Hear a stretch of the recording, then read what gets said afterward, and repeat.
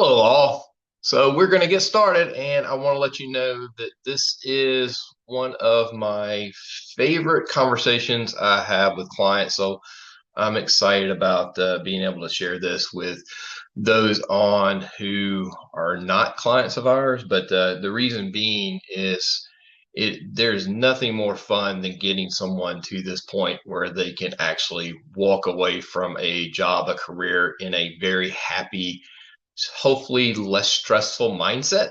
So popping that bottle of champagne with somebody when they finally get to that point is just an incredible feeling as a planner. I mean, that's part of what we are, a big part of what we do every day, getting folks here. So that this is awesome to me to discuss this with everyone. I did talk about that the 2 to 3 years before retirement is a great time to dig in a little bit more for these key areas. I will say, as I think I mentioned in our invite or maybe some back and forth social media or emails, that if you're in working years, it doesn't matter. You're always planning for this occasion for the most part. I don't know when my retirement's ever going to occur, and partly just because I love what I do. But I can promise you that we're always putting things in place for us as a family to make sure that when that time comes, we're in very good shape. So, a couple of housekeeping things. One is the chat room is closed. So if you have any questions, concerns, follow-ups, just please shoot us an email, me or anybody on our team for that matter, wanting to get some Q&A back. We can share this presentation with you. So if there's things on here that you want to revisit or you want to share this with others, feel free. Just send me a message and say, I would love to have the presentation. You can do that. It obviously is recorded, so it will be on our YouTube channel in a few days after we get it through compliance. And with that, share with whoever. I think it's important if you are in retirement years now and listening to this. Congratulations for getting there. You're kind of past that point, but uh, send it to your kids. Send it to somebody that you're close to. I think this is important. And if you're a long ways away, like I said, we're going to be talking about some things that you can start working on now instead of waiting until you are 2 or 3 years out from that date. So, with that, here's the agenda items that we'll go through today. We're going to high level a lot of these, as you can imagine, or we'll be on this Zoom call for 3 or 4 hours. So I promise you that I won't go too deep into all of them, but I do want to touch on them a little bit. If you can take away, and I'll end with 3 takeaways, but if you can leave this presentation with 1 or 2 good ideas, that's awesome. I think that's great. Any little thing helps. So just focus on a few things that maybe you want to spend a little bit more time on than others that you haven't before, and that would be fantastic. And then follow up with us on some questions with those. So the first thing we're going to talk about is on that agenda is assessing the risk. A lot of people, when they talk about let's say their investment portfolio, so how they're invested, maybe their 401ks or 403bs or simples or SEPs, those types of things, they think about, or they ask me that, Chris, I'm close to retiring. It's going to happen next year, a couple of years, or I just retired. Should I completely change how I am invested? The answer to that is really maybe. So it's all about your time horizon.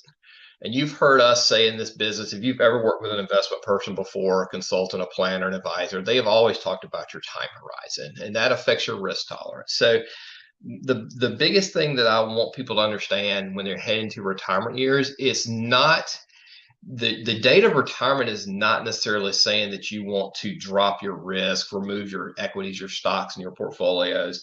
That's not the point. The point is how long to use the money. I have plenty of clients who retire from, say, the University of Georgia with a 403b plan. They may not touch those assets until they're in their 70s or even 80s, or maybe never it passes to their family. So it's understanding what you need your accounts to do for you.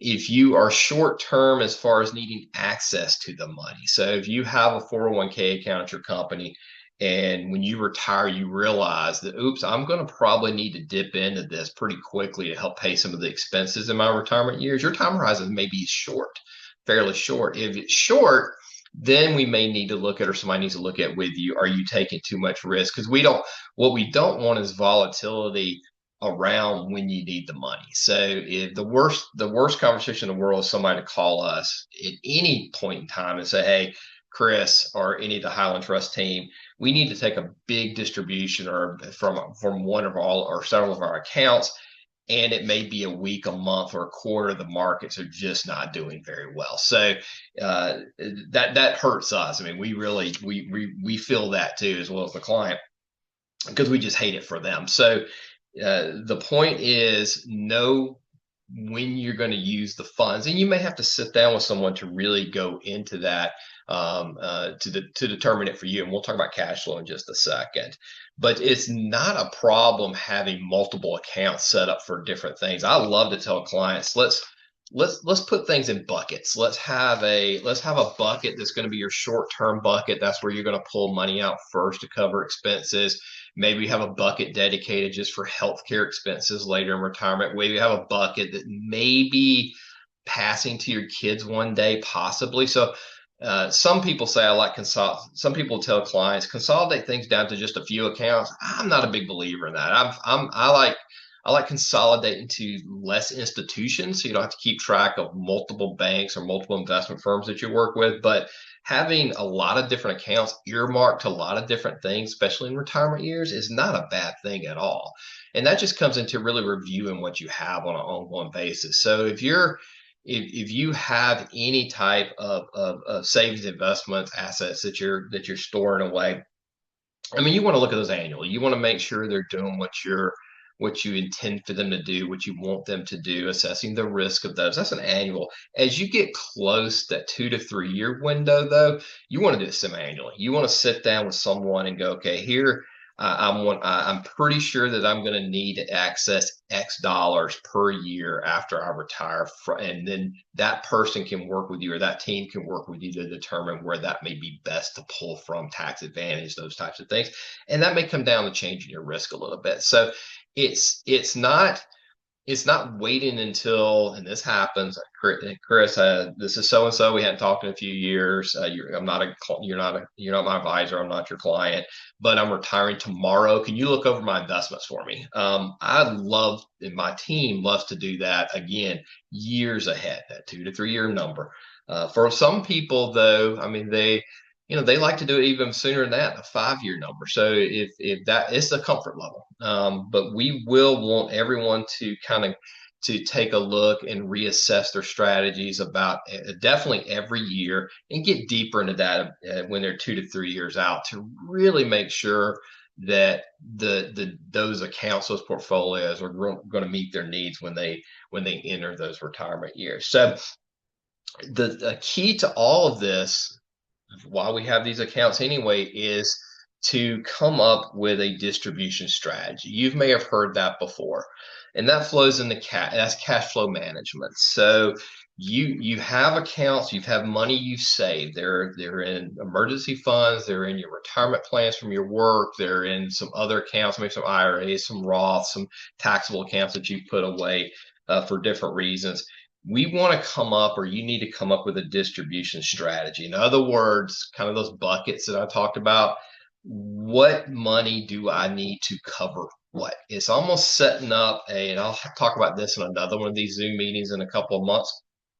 It's really setting up a budget plan, but not a budget to say I'm limiting myself to how I spend money. It's knowing where your money's going.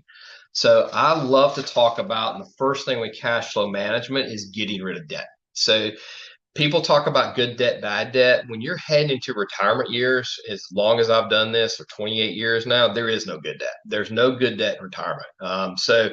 When your paycheck stops, you don't want to owe anybody. So I work really, really hard trying to come up with ways before people cross that line to retire, that they can get rid of every piece of debt they have. Of course, bad debt would be your credit cards, your car loans, and things like that. But your house, the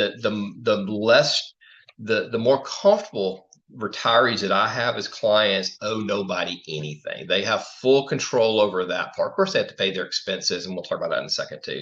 Just a normal day-to-day utilities and whatnot. But having financial freedom by owing no one is such a stress relief. If anything else, just knowing that the bank's never going to call me. I do not owe. And then And if they get in a pickle, they may need to, taking a line of credit or something every once in a while and paying it off fairly quickly. It's not a bad thing, but in retirement years. But to enter those years with that side of your balance sheet also full, it causes more anxiety and people tend to make more mistakes in retirement years with that. So no more debt is something we preach a lot when it comes down to cash flow management.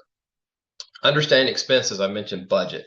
So it's really, again, where's your money going? So I want people to, if you're a client, you've heard me, I've done this with you already, and it doesn't matter what age you are, where are you spending money today? And that's not for me to tell you you're spending it too much in one place or not enough in another. We're not that parental to tell you that. We just want to have a good understanding of where your money goes, because in a lot of cases, those expenses will carry forward into retirement years too. There are some things you won't spend as much money on. So, for example, someone who works and has to commute 30 minutes each way every day, their gas in their car may go down in retirement years because they're not driving as much. Things like that may be reduced, and then utilities are probably fairly the same in their household. But there's other things that may pick up in expenses too, which we will cover in a second as well. But we want to make sure that you know where your money is going, because what's the sources you have to cover, what is it going to cover?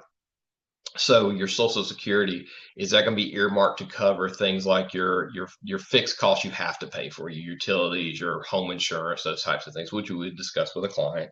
And then when your fund money, so where do you have other accounts, or when your accounts have good years or quarters in the markets and things like that, is that distributions that could come out to cover your travel, your leisure, the things that you really want to do?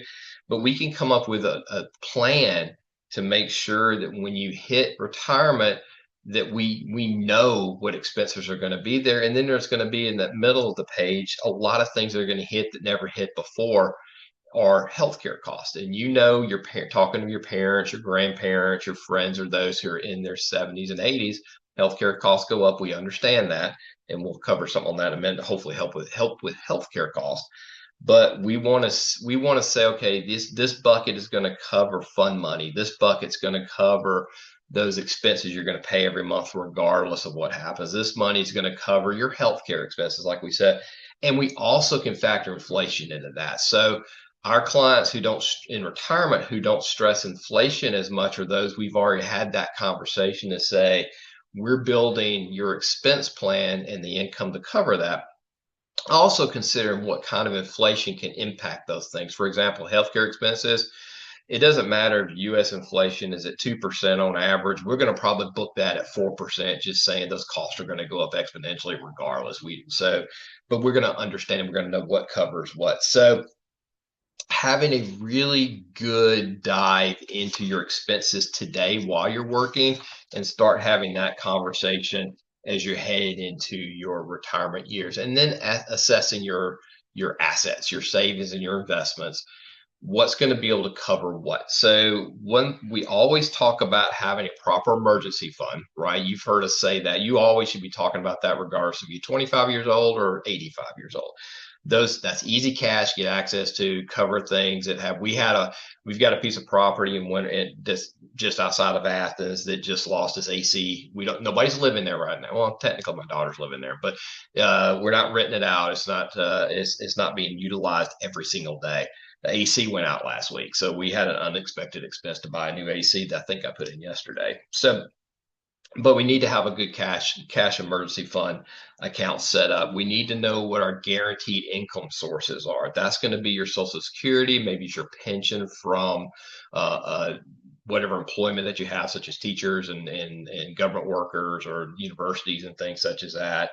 We're going to need to understand the taxes that come from different things. So like I mentioned, when somebody calls last minute, needs some money, if I have time to plan that instead of a last minute fire to get it, then we can make sure that how we're managing some of these accounts, if we're managing them, can be more tax efficient to pull that money from. Okay, so there's some things that we can do as planning managers or investment managers, advisors, that maybe can save you some tax dollars if we had a really good plan in place. If you're clients of ours, we're going to have that, so don't worry about that.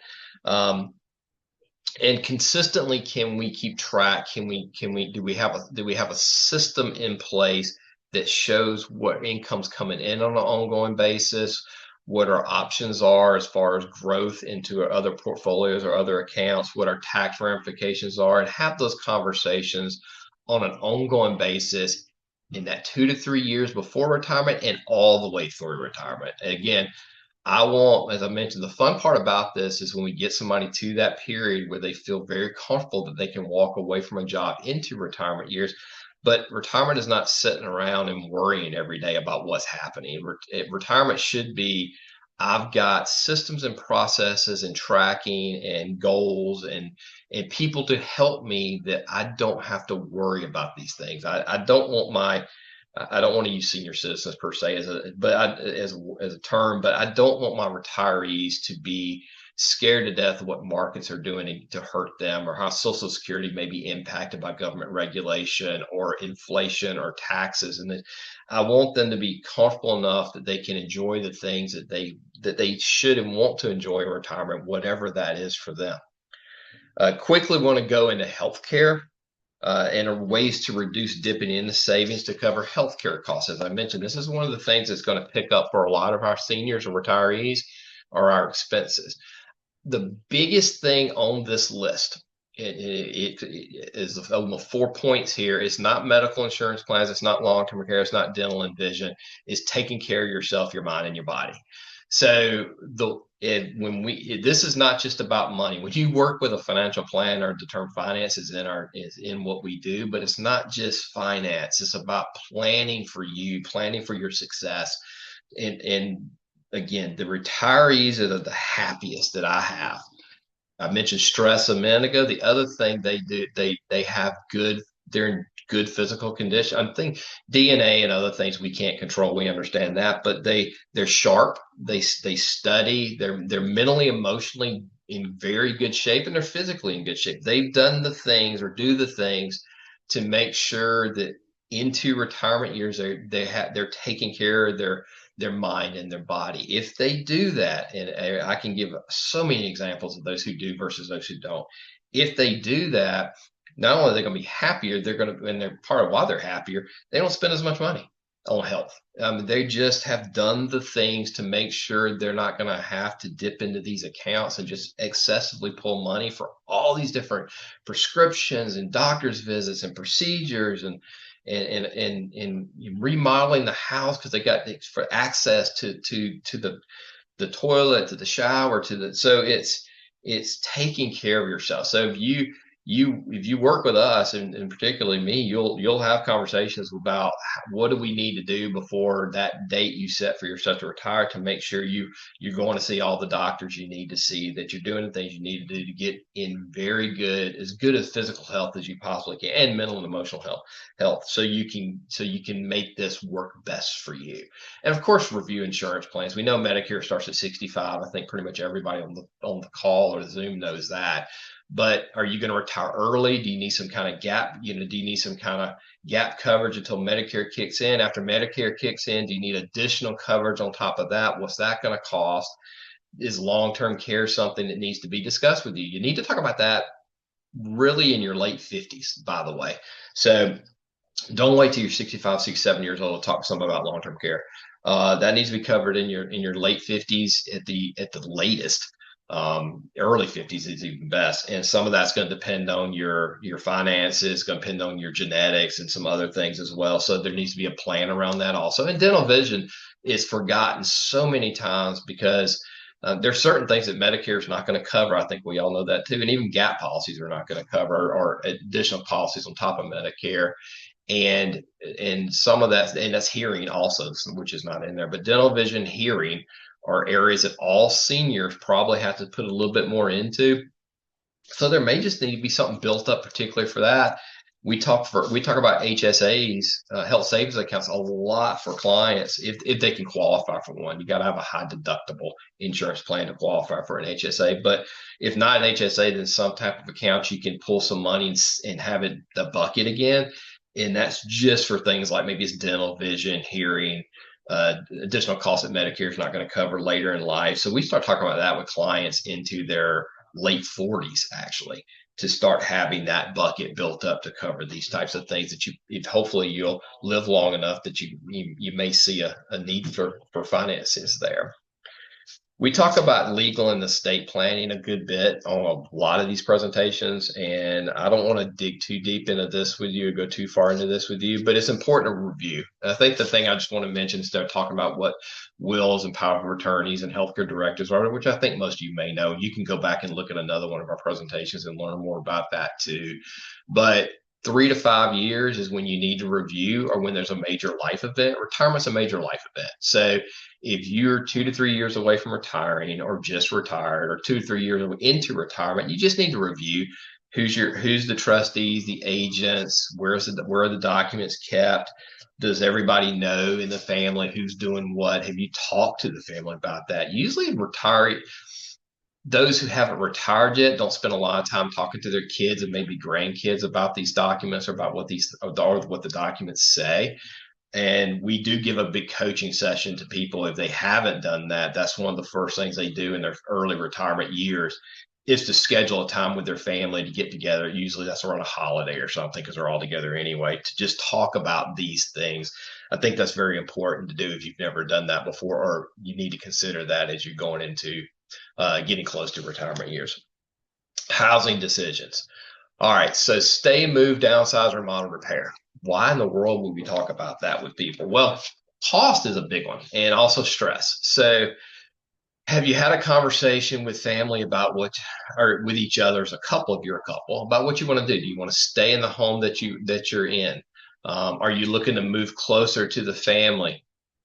Do you need to downsize? Well, that's a big right now trend, if you will, with a lot of my clients. Instead of having this 5-6 bedroom house, thinking the grandkids are going to all just come visit for the whole summer, I got a lot of clients who just downsize, and not necessarily for the money, just for the time and energy to upkeep something bigger that it's just him and her living in. So downsize is a big one we talk to a lot of clients about. It's a trend that we're seeing. Remodel and repair. So if you're going to stay in your house, you do remodel repair. I love talking to clients about doing this before they stop working, because it's a lot less stressful when that contractor comes to you and said, oh, by the way, it's going to be 20% more expensive than we told you it was going to be. Well, if you're not earning a paycheck, that 20% it emotionally hurts more than if you have a job and you're 2 to 3 years away, and you're going to work another 2 to 3 years to say, oh, okay, it still hurts, but at least I got a paycheck coming in on Friday for the next, for every Friday for the next 2 or 3 years. So it doesn't make me as nervous, as stressed. So when I have conversations with the 2 to 3 year conversation like this is, these stay, move, downsize, remodel, repair. Let's talk about doing that sooner than later. Let's go ahead and look at what kitchen work you want to do, and what bathroom, work you need to get done, and what major repairs you're going to need, such as a new AC unit, roof, those types of things. Let's get those squared away before somebody ever walks out of their job. Again, that's more of a stress thing. It's a finance thing too, but it's definitely a stress relief thing to discuss those early. Okay, so the next 3 sections I'll go through pretty quickly, but there's equally important as everything else I just talked about, and some of this is related to money, but a lot of it's just related to enjoyment of these years, which I told you this is what I love doing what I'm doing, because I want people to get to the point that they can do these. So lifestyle activities, what do you want? I mean, what do you want? What do you want out of life? Heather and I, somebody asked me that this morning. We will travel there. We love to travel now. I mean, we take some crazy trips. We're doing an Africa trip next year, but we love to travel. We love to go see things. That will be our retire. I could see all of our money being spent on just seeing the world as much as we possibly can. But that's going to be in our plan. It is in our plan, because I know the cost is going to be with that. Education. Do you want to learn and do new things? I like teaching too. Kind of like I do these Zooms. I could easily see retirement for me going in and doing classes at University of Georgia, or things like that in churches to help people just, get better at stuff. And what type of hobbies do you have? Are they going to, and what the cost of those? start those as early as possible. It would just be that can go into telling somebody like us what you want and the cost that may be associated with that, and we can build that into your plan. Please stay engaged. So, we do talk to clients about this. What I ask, and this is not on, it kind of is on a checklist. This is not on a checklist that somebody necessarily sits down with me and goes, we just want to make sure we check, get the boxes done. But I do, in the conversations, the casual conversations I have with clients, I try to find out what they're looking for all the time, not just in retirement, but what are they involved in, what they love to do. But I don't want retiree clients or friends and family sitting around the house just feeling like they're not participating in things. That, again, doing it as long as I do it. Those who stay active and stay engaged, whether it's working part-time or with community and civic clubs. I just had a Rotary meeting this morning, my Rotary Club meeting, and it's full of retirees, as you can imagine, but they love that interaction with each other. Teams and groups playing pickleball or golf or book clubs or supper clubs and things such as that. So what can you do, or what are you comfortable doing to be out of the house and be around others and being part of something? That also builds into your mental and emotional stress. It relieves that or lessens that. And to me, it helps with health, overall physical health, because I do believe stress is 100% believe stress hurts your body. So doing things that can reduce stress and being active in part, it plays into better physical health, which also plays into finances because you spend less money on health. So it does have a finance component. It may take a couple steps to Kevin Bacon to get there, but we do get there. Emotional preparation. I mentioned emotion several times because this is so important to me, is to see clients who have adjusted. They're doing, love this guy's picture. They are doing the things that they feel give them identity. They're giving back. They're sharing. It's somebody who, whatever job they were in over 30 or 40 years, they have a ton of knowledge, a ton of information. They're going and sharing that with other people somehow. That is fantastic. But giving them this identity to keep depression down, to keep stress level down, to make them feel like they're in the community. People value who they are, what they're doing. They have purpose. They have fulfillment. That's going to lead them to a longer life, a healthier life, and it's giving back to others too. We've in our society, we've obviously lost touch for a long time about our seniors and spending time with them and learning from them. But if you are a senior, or you're talking to your parents who are seniors or your grandparents, listening to their stories, letting them teach you something, letting them show you something they've done in their life is huge for them. It's also big for us to learn from them. So I think that is a tremendous lesson that we can walk away from as far as retirement. That's not just about necessarily a finance decision. So in conclusion, there are 3 takeaways I would love everybody to at least understand, look at, or pay attention to. Your expenses. So really spend some time on what's being spent for what. And that's not for somebody to tell you you're spending it wrong. Okay. This is just you understanding where you are and what you're spending money on. And that will, of course, from there, we can figure out the income that covers those types of things, or the assets that you've grown over time to cover those things. Do what's needed to take care of your mind and body. I can't preach that enough. Just whatever, any bad habits that you have, please try and stop them. It's hard. It's really hard on me to do it for myself, but try to do things to take care of yourself. Whatever it needs. If you need to get a trainer, a therapist, whatever it is to help you do those types of things, please do them. It does lead into having a successful retirement, I promise you. And determine how you want to live in retirement. So, from your housing to your hobbies to socially, start talking to your spouse, to your kids, to your friends about doing things together, traveling together, joining clubs together, those types of things. If you can come out of this with those 3 things just to start, if you've never done this before, it's fantastic. So Happy to send this presentation to you if you would like it. You can contact any of us. That's our Highland Trust email address on the screen now, as well as our office phone number. It's not just me. You can call Amy, Mark, Ben, Will as well, or any of our staff at any time if you want to. You reach out as you need to.